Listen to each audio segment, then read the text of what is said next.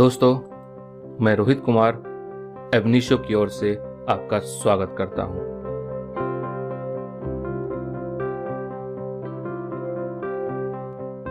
Dear students, my name is Dr. Shakti Kumar Agrawal and I will be discussing with you jurisprudence known as legal philosophy.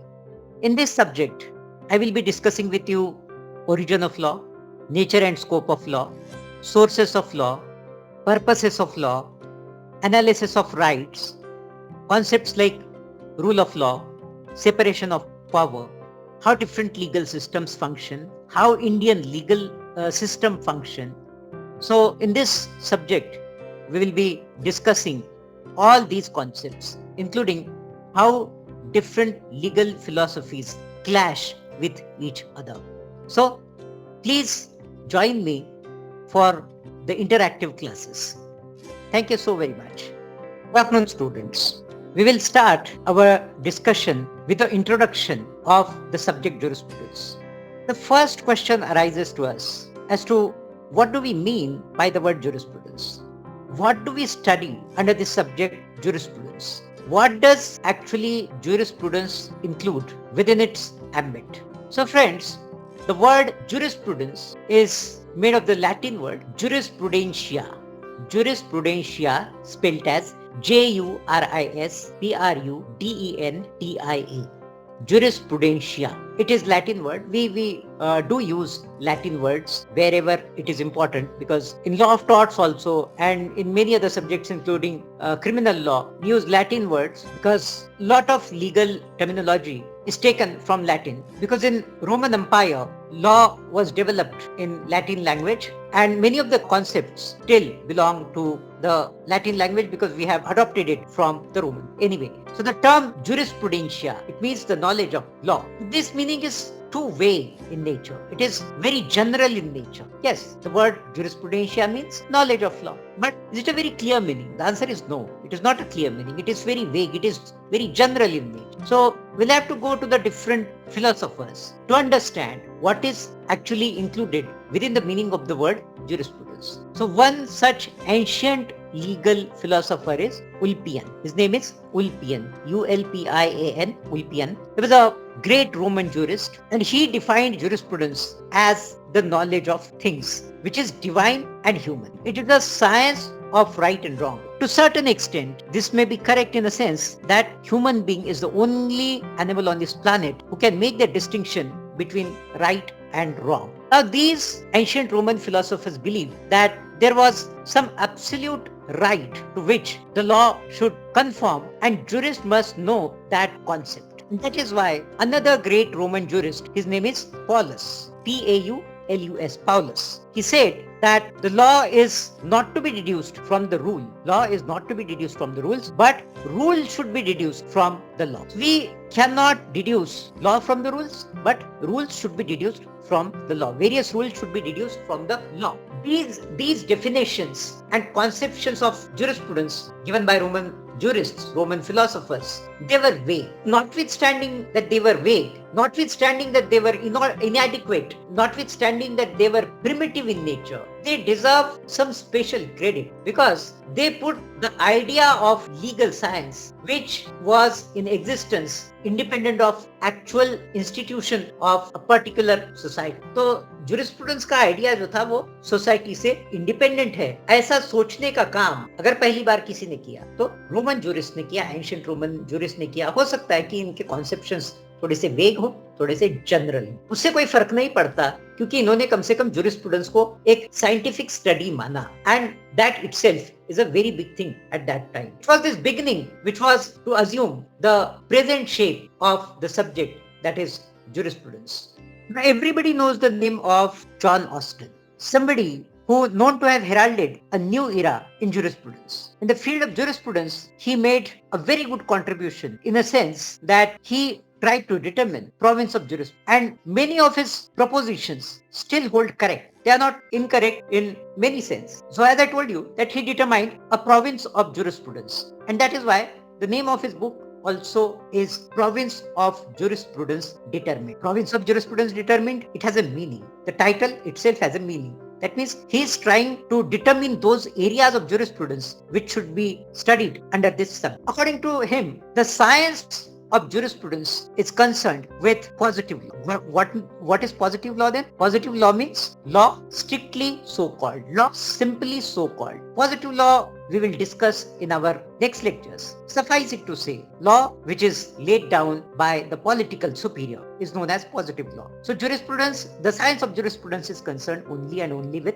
the positive law. Jurisprudence has nothing to do, he says, goodness or badness of law. Further divides the subject into two parts, that is general jurisprudence and particular jurisprudence. According to John Austin, general jurisprudence includes those subjects or those purposes of law as are common to all legal systems, while particular jurisprudence is confined only to the study of any actual system of law or of any portion of that legal system. So for example, general jurisprudence is concerned with all the legal systems, study of all the legal systems, whereas particular legal system deals with actual existing legal systems, say for example Indian legal system, British legal system or American legal system. It also deals with some portion of a particular legal system like criminal law, civil law, matrimonial law. These are the part of that legal system.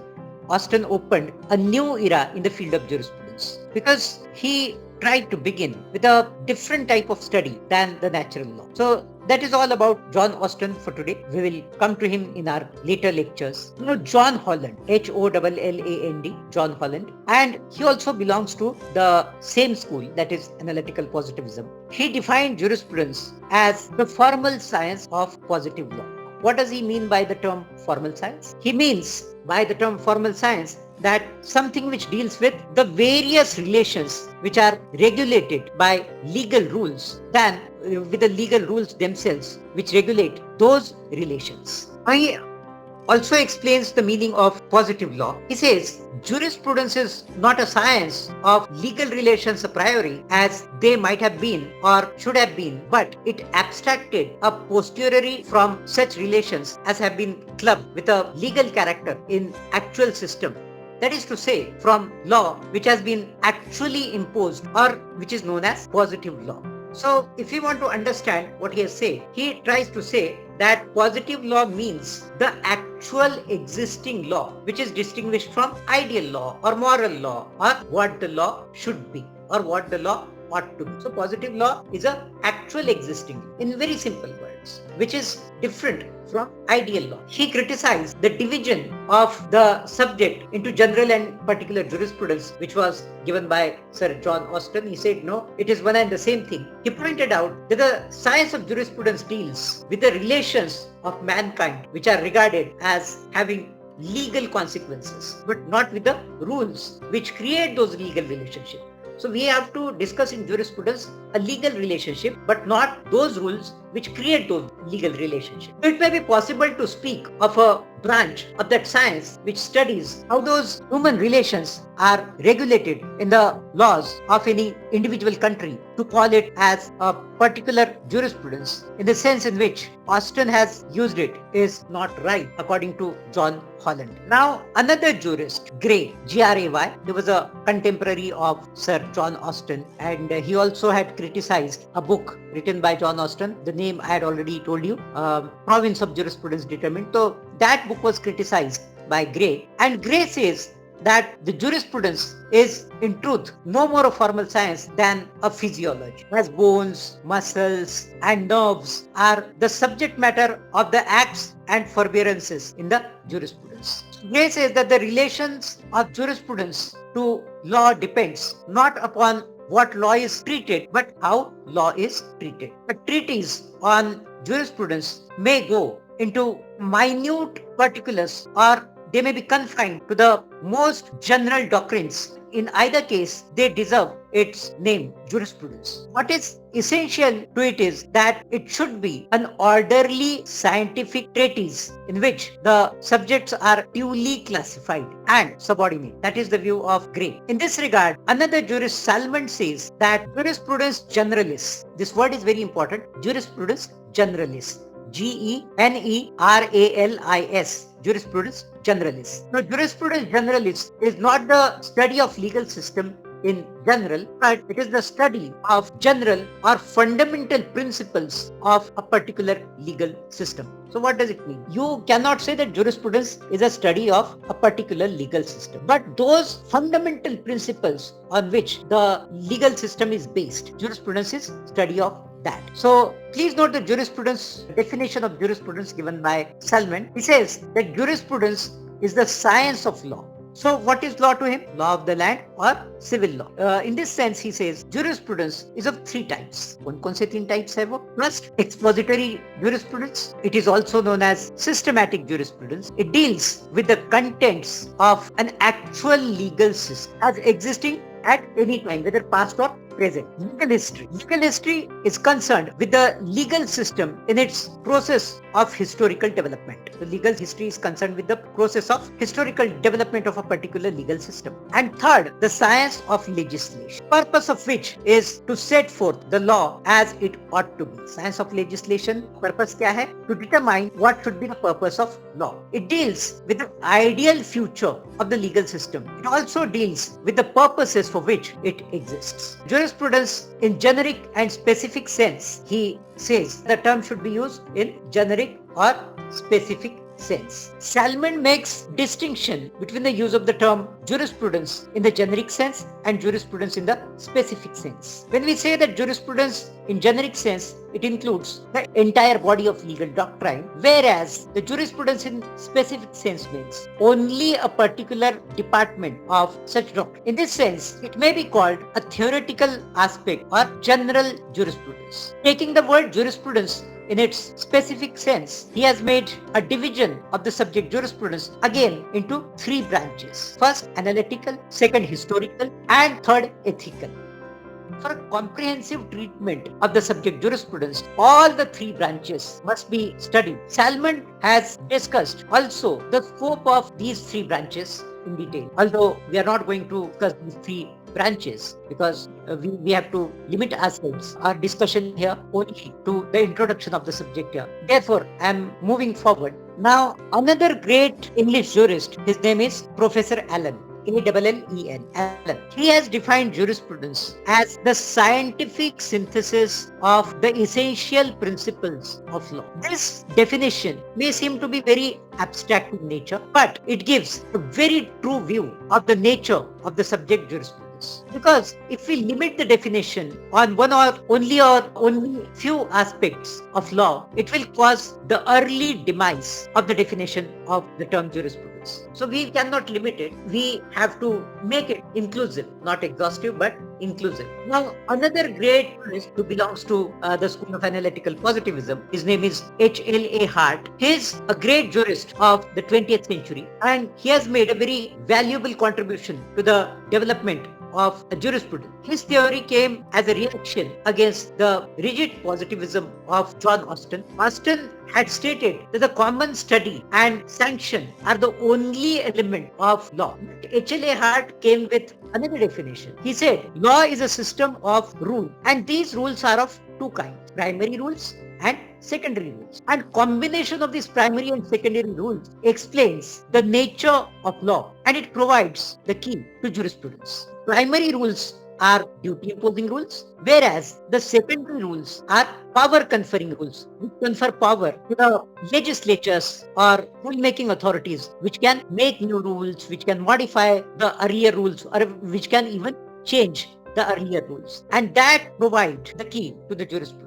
So secondary rules provide for the creation or variation of the duties which come within the primary rule. The supplementing of primary rules by secondary rules is the step from pre-legal system to the legal world. Hart's legal system is a combination of primary and secondary rules. It cannot be complete without the minimum element of natural law. That means a law and morality. So पूरा ये जो law का concept है, actually Hart का दिया हुआ, morality is a part of that.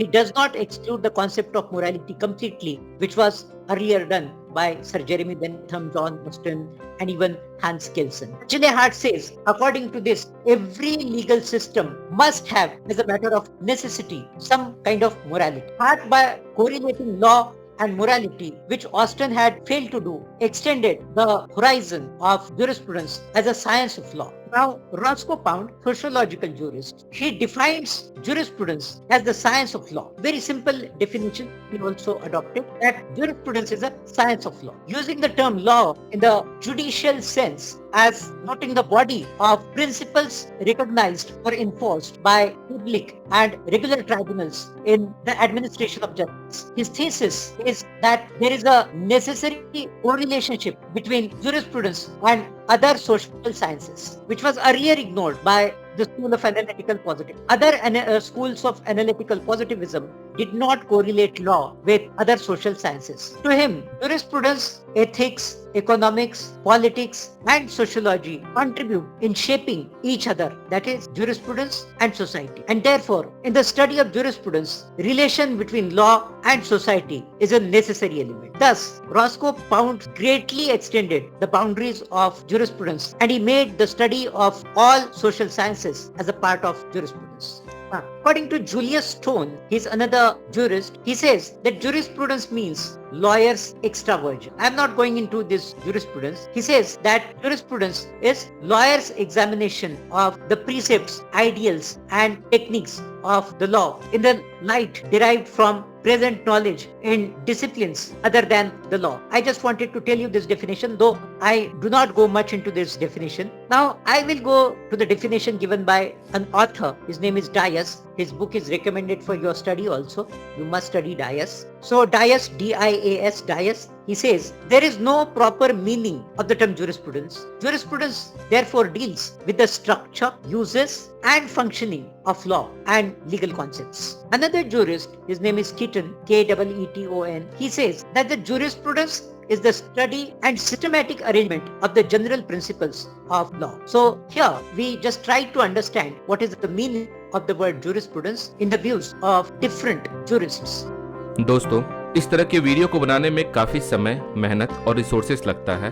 आप अपना वैल्यूएबल फीडबैक जरूर शेयर करें ताकि एबनिशियो टीम को प्रोत्साहन मिले तथा आपके द्वारा दिए गए फीडबैक पर काम करके और इन्फॉर्मेटिव वीडियोस आप तक लाया जा सके। यदि आपको यह वीडियो पसंद आया हो तो please like the video, subscribe the channel and share the video with needy one. Thank you for watching videos. Thanks a lot.